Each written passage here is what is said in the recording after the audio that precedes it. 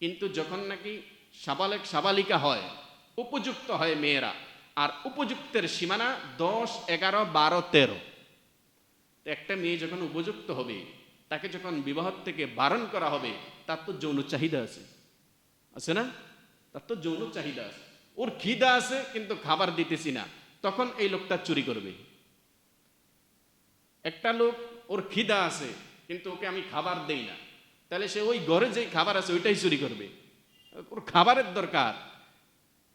নারী পুরুষ যখন উপযুক্ত হয়, শাবক সাবালিকা হয়, তখন যদি তার যৌন চাহিদা মিটানোর জন্য জীবন সঙ্গিনীর সাথে সুযোগ না দেওয়া হয়, তখন সে 2 নম্বরই অন্য জায়গায় ঠোকর মারবে। এখন সরকার যদি বলে 18 বছরের আগে বিয়া দেওয়া যাবে না, তাহলে আপনি একটা মানুষকে পাপে জড়ানোর জন্য বাধ্য করতেছেন।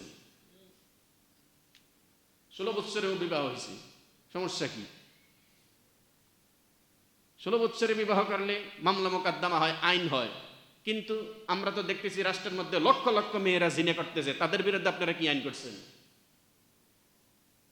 লক্ষ লক্ষ মেয়েরা দেহ ব্যবসা করতেছে, তাদেরকে নিধন করার জন্য আপনারা কি আইন করছেন? কামের কাম করবেন না, আকামের কাম করবেন। আকাম যখন করবেন, এটার পক্ষে আমরা নাই। এই জন্য যারা যেই সরকারি আইন করে গেছে, বর্তমান যেহেতু আমাদের দেশে আলহামদুলিল্লাহ সরকারি দল বিরোধী দল 2 দলের মধ্যেই ভালো মানুষ আছে।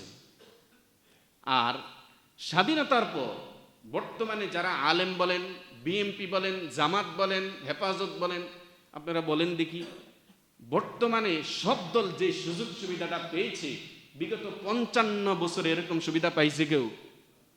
মন খুলে কথা বলতে পারে।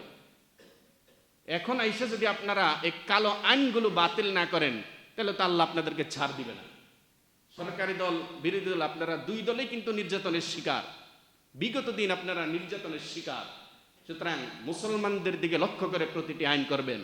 এই কালো আইন যে করে গেছে, 18 বছর আগে মেয়েকে বিবাহ দেওয়া যাবে না, শীর্ষ ওলামায়ে কেরামের সাথে পরামর্শ করে আমরা আপনাদেরকে পরামর্শ দেব এই বয়স কিভাবে নিচে নামানো যায়, কিভাবে আমাদের মেয়েদেরকে, আমাদের বোনদেরকে জিনাত থেকে বাঁচানো যায়, এটার ফিকির করেন। দেশে রহমত আসবে, আল্লাহর শান্তি আসবে।